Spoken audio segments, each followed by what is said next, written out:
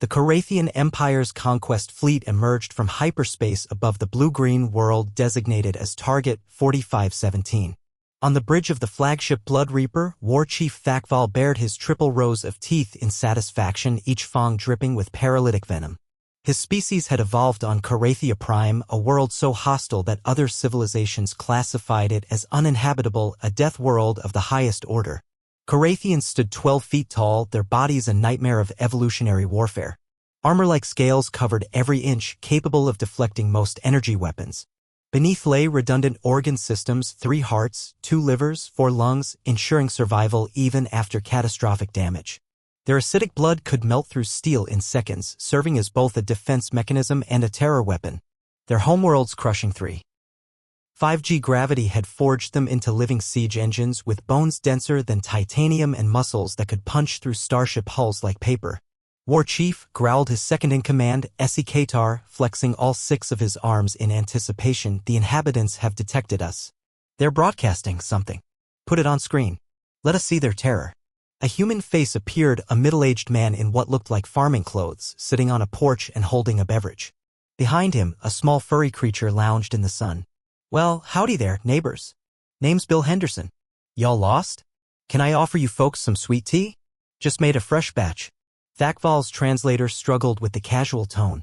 Is this a threat display? Negative, War Chief. He appears to be offering us a beverage. The furry creature appears to be sleeping. Sleeping? In the presence of alien invaders? Thakval's scales rattled in confusion. Pathetic. These creatures have grown soft. Scan the planet. The results materialized on the tactical display. Gravity, 1G. Atmosphere, 78% nitrogen, 21% oxygen. No acid rain, no plasma storms, no hostile megafauna detected. Average temperature, 15 degrees Celsius. Abundant fresh water.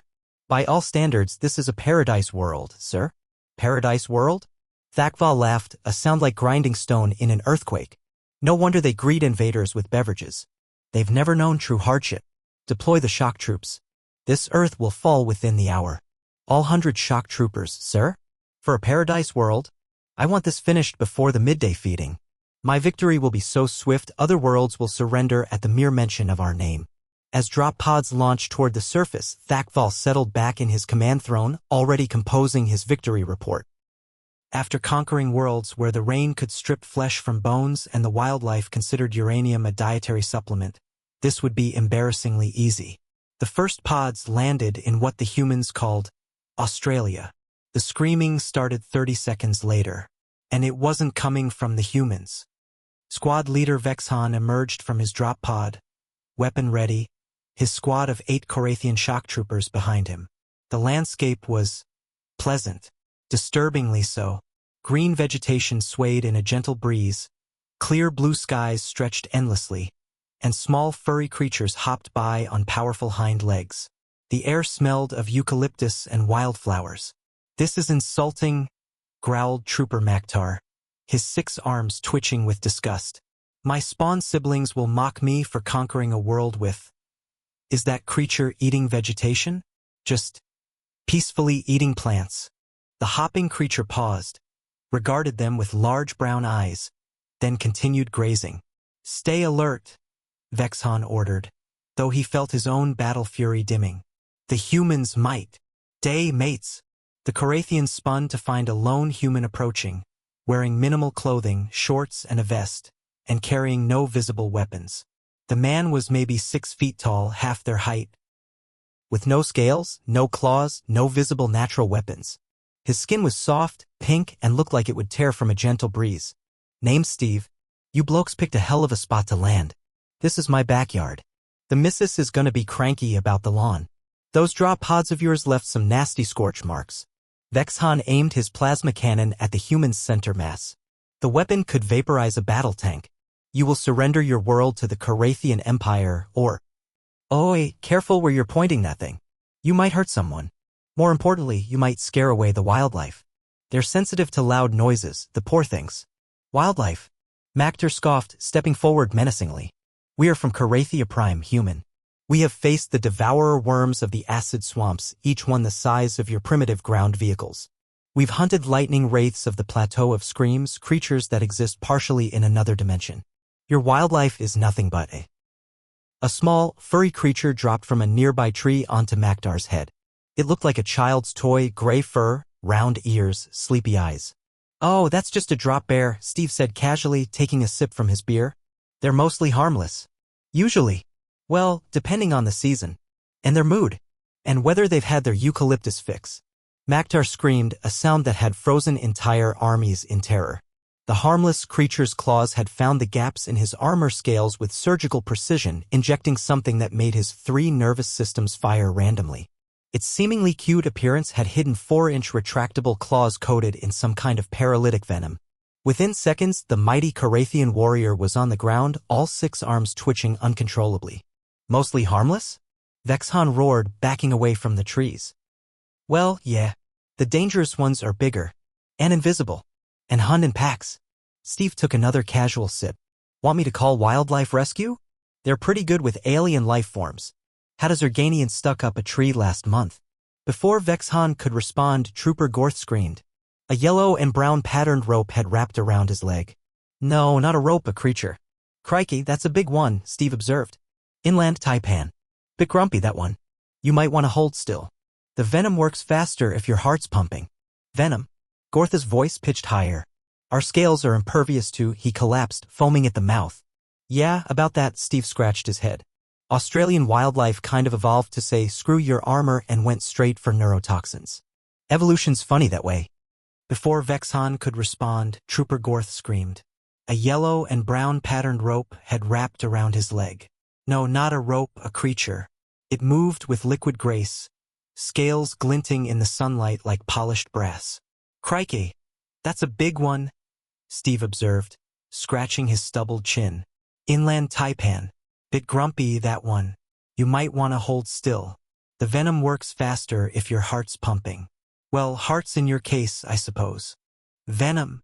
Gortha's voice pitched higher. Our scales are impervious to. He collapsed mid-sentence, purple foam bubbling from all 4 of his respiratory vents. Yeah, about that, Steve said, finishing his beer. Australian wildlife kind of evolved to say screw your armor, and went straight for neurotoxins that work on the molecular level. Evolution's funny that way. That little beauty's venom could kill 100 humans with a single bite. No idea what it'll do to you blokes. But it doesn't look pleasant. Retreat to the beach. Vexhan ordered, his voice cracking with an emotion he'd never experienced before, panic. Half his squad was down, one to a spider the size of his fist that had somehow injected venom through solid battleplate, another to a bush that turned out to be full of angry insects with suicidal dedication, and a third to what Steve had called a cassowary, but what Vexhan would forever remember as a feathered demon that kicked through military-grade armor like tissue paper. The 4 remaining Carathians reached the pristine beach, azure waters lapping at white sand. It looked like a paradise from the tourism brochures of peaceful worlds. The ocean stretched endlessly, a brilliant blue that sparkled with promise of safety. The water, gasped Trooper Yath, his scales still smoking from the caustic tree sap he'd brushed against. We can regroup in the water. We're amphibious. The humans are not. Our gills will give us the advantage. They waited in desperately, relief washing over them as the cool ocean embraced their overheated bodies. The salt water soothed their various stings and bites. For a moment, Vexhan allowed himself to relax, his gills flaring open to taste the ocean.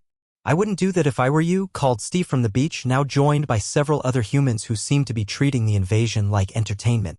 One was recording on a device, another had brought a cooler of beverages, and a third was setting up what appeared to be a beach chair. Silence, human. We are apex predators from a death world. Water is our element. On Carathia Prime, we hunt in seas of acid that would dissolve your fragile. Vexhan stopped mid-sentence. Something had brushed against his leg. He looked down into the crystal-clear water and saw a small, translucent cube drifting past. Beautiful. Ethereal. Almost like living glass catching the sunlight. Box jellyfish. One of the watching humans commented, opening a bag of something called popcorn. That bloke's about to have a really bad time. The pain hit Vexhan like a supernova. Every nerve ending screamed in agony. His redundant nervous systems, evolved to handle enormous trauma, only meant he felt the excruciating pain in triplicate. He thrashed toward shore, his warriors following. They made it 3 meters before the sea turned red. What is that? Trooper Yath shrieked as a massive gray form erupted from the depths, taking Trooper HFY in a single bite. Oh, that's Bruce, Steve said. Great white. We've been trying to tag him for research. Thanks for getting his attention, by the way. He's usually shy around humans. The remaining 3 Carathians scrambled onto the beach, armor scored with jellyfish welts, watching in horror as fins circled the red water where their comrade had been. Shy?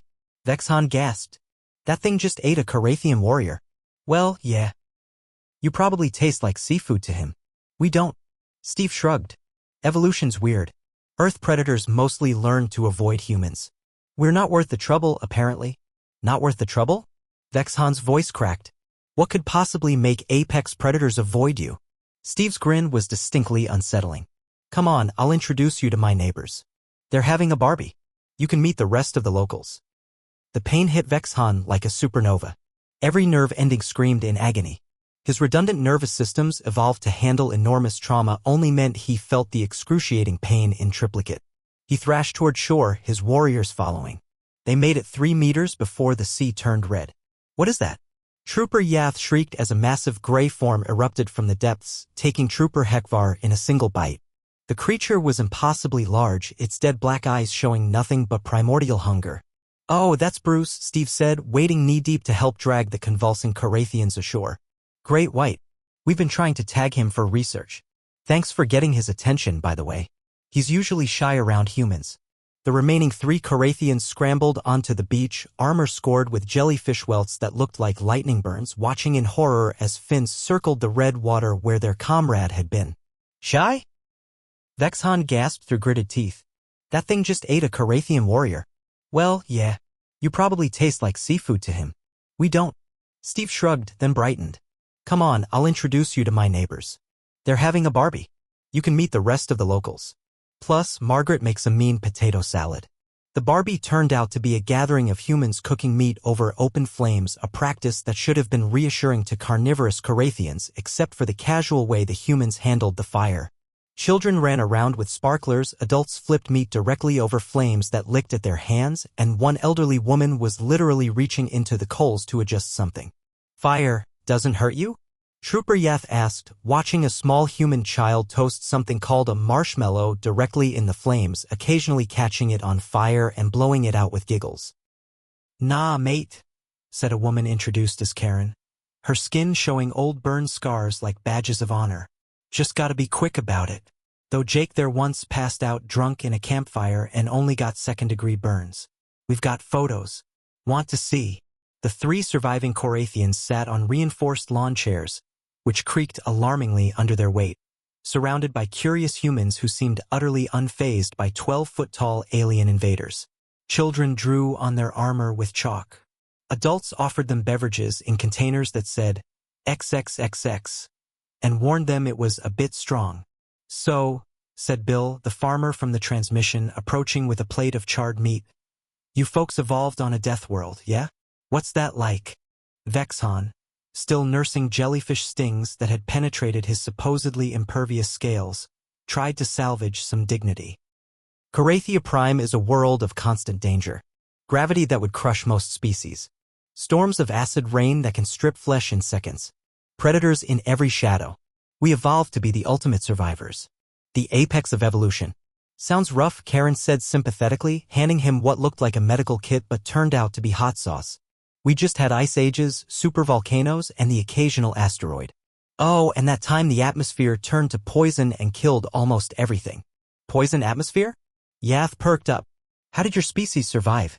We didn't exist yet, Bill explained. That was the Great Oxygenation Event. Killed off most life on Earth, then new life evolved that breathed oxygen. Wild, right? The Carathians exchanged glances. Your planet poisoned itself? Several times, confirmed a teenager named Josh, not looking up from his phone. There have been like 5 major extinction events. Volcanic winters, methane explosions, that time a rock the size of a mountain hit us. Life here just keeps coming back meaner. And you evolved after all that? During it, Karen corrected. Humans showed up during an ice age. We were like, this is fine, and started hunting mammoths. War Chief Thakval's voice crackled over Vexhan's communicator. Squad leader, report. Your vitals show extreme stress. Are you under attack? Vexhan looked around at the humans cheerfully eating grilled meat and sharing beverages. A small child had drawn a smiley face on Trooper Zet's armor with something called chalk. War Chief, Earth is not what we expected. Poison atmosphere? Yath perked up, wincing as a small human child applied bandages to his wounds with disturbing enthusiasm. How did your species survive? We didn't exist yet, Bill explained, flipping what he called a burger, with his bare hands inches from the flames. That was the Great Oxygenation Event. Killed off most life on Earth about 2.4 billion years ago, then new life evolved that breathed oxygen. Wild, right? The Korathians exchanged glances, their vertical pupils dilating in shock. Your planet poisoned itself? Several times, confirmed a teenager named Josh, not looking up from his phone where he appeared to be live-streaming the alien invasion. There have been like 5 major extinction events. The Permian-Triassic killed 96% of all species. Volcanic winters that lasted centuries. Methane explosions from the ocean floor. Oh, and that time a rock the size of a mountain hit us and deleted the dinosaurs. Life here just keeps coming back meaner. And you evolved after all that? During it, Karen corrected, now teaching troopers that a card game despite his 6 arms giving him an obvious advantage. Humans showed up during an ice age. Mile-thick glaciers, megafauna everywhere, and what did we do? We were like, this is fine, and started hunting mammoths with pointy sticks. You hunted megafauna with sticks? Vexhan's voice cracked. Persistence hunting, Bill added proudly. We just follow them. For days. Humans can't run fast, but we can run forever. We jog after prey until it literally died of exhaustion. The mammoth would collapse and we just walk up and poke it with sharp rocks. War Chief Thakval's voice crackled over Vexhan's communicator, sharp with irritation. Squad leader, report. Your vitals show extreme stress. Are you under attack? Vexhan looked around at the scene. A small human child had drawn a smiley face on Trooper Zet's chest armor with something called chalk and was now attempting to braid decorative ribbons around his arm spikes. Trooper Yath was learning something called beer pong and losing badly despite having 4 more arms than his opponents. Steve had brought out something called a slip and slide and was trying to convince the Korathians to try it. War Chief, Earth is not what we expected. Explain. The humans are. Vexhan paused, watching Karen's grandmother arm wrestle a Korathian warrior and win. The elderly woman was explaining that she'd grown up on a farm before all these safety regulations and had once fought off a pack of dingoes with a rolling pin. They're teaching us recreational games and their elderly are beating our warriors in strength contests. That's impossible. Sir, I've just learned that humans invented something called bungee jumping, where they tie elastic cords to themselves and jump off high structures. For fun. They call it adrenaline seeking. They actively pursue near-death experiences as entertainment. Squad leader, you're clearly suffering from some kind of toxin-induced delirium. Sir, they have a sport called bull riding, where they deliberately anger a 2,000-pound animal and then sit on it. Victory is measured in seconds survived. They gave this practice prizes and trophies. The communication fell silent. Emergency Council convened in the Blood Reaper's main hall, the massive chamber filled with the Empire's finest military minds. War Chief Thakval faced his senior staff, all watching the live feeds from Earth with expressions ranging from confusion to existential dread. The ceremonial throne of conquered worlds seemed to mock him with its empty trophy slots. Show them the Australia footage, Thakval ordered, his voice hollow. The hologram displayed shock trooper Mechlon being chased by a large flightless bird across open terrain. The Korathian warrior, who had once single-handedly defeated a Nexus Hive Queen, was running in terror from what appeared to be an oversized chicken with murderous intent. The human filming it was laughing and shouting encouragement. To the bird. That creature is called an emu, Dr. Kreetalk explained, his 4 eyes blinking in sequence, a sign of deep distress. The humans once declared war on them. The birds won. How do you lose a war to birds?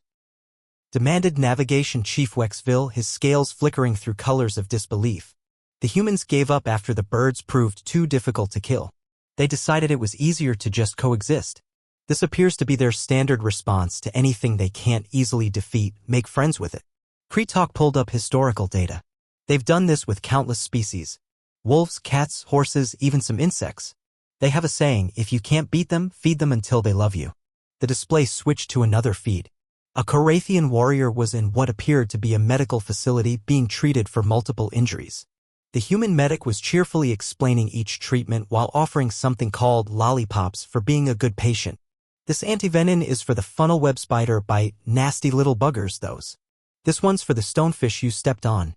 Honestly, mate, you found that one impressive, even locals miss those. Oh, and this cream is for the gimpy plant you brushed against. That one's fun, the pain can last for months. We call it the suicide plant because, well, you can guess. Cookie? Every living thing on their planet is trying to kill them, Thakval summarized, slumping in his command throne. Not trying, sir, Dr. Kretok corrected. Succeeding. Humans die from their flora and fauna regularly. They just don't seem to mind. They've turned it into entertainment. They have a person whose job was to get bitten by dangerous animals. On purpose. For education. That's impossible. No sapient species would it. His name was Steve Owen. They loved him. When he died from one of their ocean creatures, naturally, they mourned globally. They built memorials. Children cried. They named a sea snail after him as an honor. Communications officer Daxter raised a tentacle. Sir, I've been monitoring their global networks. They're making memes about us. Memes? Humorous information packets designed to spread rapidly through social consciousness. The most popular one shows our warriors fleeing from Earth wildlife with text reading Deathworlders meet Deathworld. Another shows Trooper Mechlon's encounter with the emu set to something called Yakety Sax. It has 12 million views. They find our fear amusing. Sir, the voice of squad leader Vexhan came through the comm. You need to see this. The main screen shifted to show Vexhan standing in what looked like a human dwelling. Around him, various earth creatures lounged on furniture. A massive canine rested its head on his lap, drooling on his battle armor. A feline creature was perched on his shoulder, purring while kneading its claws into gaps in his scales. Neither showed any fear of the 12-foot alien warrior. The human Steve has been educating me, Vexhan said, his voice hollow. Do you see the small, furry creature? It's called a cat. Its ancestors were solitary hunters. The humans made them dependent through selective feeding. Now they control humans through psychological manipulation. Control? The humans serve them. Willingly. They clean their waste, provide food on demand, and give them affection whenever the creatures desire. In return, the cats occasionally allow themselves to be petted. The humans consider this a fair trade. And the larger creature? A dog. Its ancestors were pack hunters that could bring down prey many times their size. Now it wants something called belly rubs and gets excited about walkies. The humans have weaponized affection, sir. They've turned predators into companions. Thakval felt his worldview crumbling. Are you telling me they domesticated their predators through friendship? It's worse than that, sir. They've done it to themselves. They used to be violent, territorial, and aggressive. Now they have laws against hurting each other's feelings. They've self-domesticated. They've turned their entire species into... Vexhan paused, struggling for words. Into what? Into something that thinks invading aliens should be welcomed with beverages and grilled meat. Sir, they're treating our invasion force like new neighbors who need help moving in. The human Steve has been educating me, Vexhan said, his voice hollow with the weight of terrible knowledge. Do you see the small, furry creature? It's called a cat. Its ancestors were solitary hunters. The humans made them dependent through selective feeding. Now they control humans through psychological manipulation. Control? The humans serve them. Willingly. They clean their waste, provide food on demand, and give them affection whenever the creatures desire. In return, the cats occasionally allow themselves to be petted. The humans consider this a fair trade. They spend billions of credits annually on cat entertainment devices. And the larger creature? A dog. Its ancestors were pack hunters that could bring down prey many times their size. Now it wants something called belly rubs and gets excited about walkies. When I told it I was here to conquer Earth, it brought me its favorite toy, a rubber duck that squeaks. The humans have weaponized affection, sir. They've turned predators into companions. Thakval felt his worldview crumbling like ancient stone. Are you telling me they domesticated their predators through friendship? It's worse than that, sir. They've done it to themselves. They used to be violent, territorial, and aggressive. Now they have laws against hurting each other's feelings. They've self-domesticated. They've turned their entire species into Vexhan paused, struggling for words, absently petting the dog that had rolled over to demand stomach scratches. Into what? Into something that thinks invading aliens should be welcomed with beverages and grilled meat. Sir, they're treating our invasion force like new neighbors who need help moving in. I've been invited to 7 different social gatherings, 3 birthday parties, and something called a gender reveal party, which apparently involves explosives and colored smoke.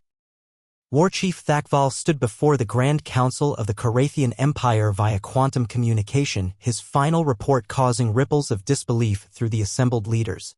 The ancient chamber of conquest, with its walls lined with trophies from 1,000 defeated worlds, had never witnessed such a confession.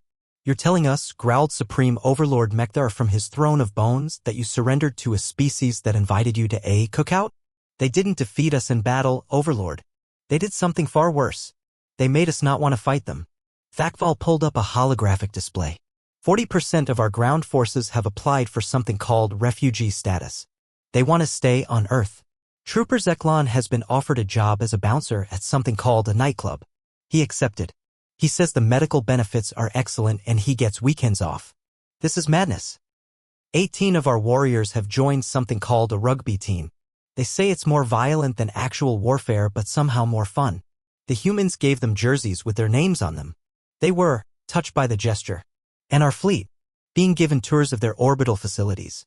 The humans are teaching our engineers something called beer brewing and discussing cultural exchange programs.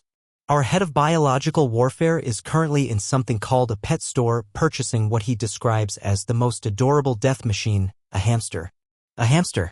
It's a small rodent that runs on a wheel. For no reason. Just runs. Our scientist says it's hypnotically cute and he's already named it Mr. Whiskers. The hologram changed to show a Carathian warrior in what appeared to be a human uniform standing next to a group of smiling humans holding a certificate. That's Warrior First Class Zeknal. He now works as a bouncer at an establishment that serves poisonous beverages. He says it's the most fun he's had in years.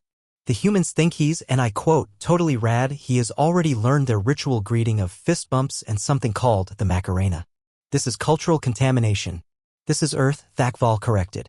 They've already started something called an intergalactic student exchange program.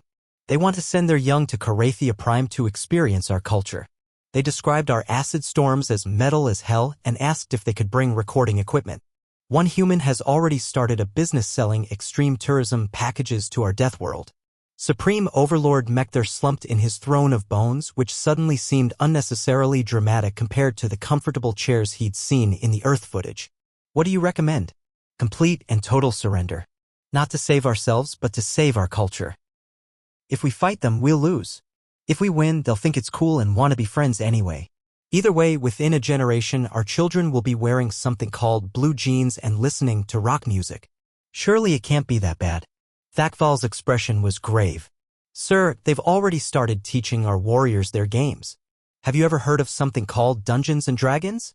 No? It's a game where they pretend to fight monsters for fun. Our warriors, bred for actual combat, are now arguing about character stats and optimal builds. They've turned warfare into entertainment. They've turned death into a game. And they're so good at it that our best soldiers are asking for dice sets for their spawning day. The council sat in stunned silence. Finally, Supreme Overlord Mekthar spoke. Send the surrender. And ask if they'd be willing to share this pizza you mentioned. For diplomatic purposes. Already done, sir. They're sending a ship full of what they call care packages. Apparently, they think we need snacks for the journey home. They've also included something called Netflix passwords and instructions for proper meme creation. We're doomed, aren't we? No, sir. We're about to become their newest friends. According to their history, that's actually much worse. Epilogue. 6 months after first contact, the Carathian Empire had undergone what human historians would later call the Friendlying. Carathian warriors now competed in mixed martial arts tournaments where their redundant organs and acidic blood were considered totally unfair but awesome. Their regeneration ability made them perfect stunt doubles for action movies. Carathia Prime had become a tourist destination for extreme sports enthusiasts. Humans paid premium prices to surf the acid storms and wrestle the local megafauna. The planet's economy boomed. In the Grand Council chambers, Supreme Overlord Mekthar sat at his throne, wearing something called a Hawaiian shirt and sipping a beverage that would have killed him before human-provided immunity boosters. He was on a video call with Earth's President Martinez. So the Silurians are threatening invasion next month, President Martinez was saying. Want us to handle it, or do you want to take this one? Let us try, Mectha replied. We've been practicing your aggressive friendship techniques. We've prepared a welcome package including your craft beer and something called fantasy football. Perfect. Let us know if you need backup. Oh, and the Netflix documentary about your species drops next week. Early reviews say it's adorable. After the call ended, Mectha turned to his advisor. Do you remember when we were feared across the galaxy? Yes, Overlord. Now we're adorable. And somehow, I'm okay with that. The humans have strange magic, Overlord. Indeed, they turned the greatest warriors in the galaxy into their drinking buddies. And you know what the worst part is? What's that, Overlord? I can't wait for game night. I finally understand how to play Settlers of Catan. Outside, young Carathians and humans played together in the courtyard, the alien children learning important Earth skills like friendship bracelets and water balloon fights. The universe would never be the same. And everyone agreed that was probably for the best.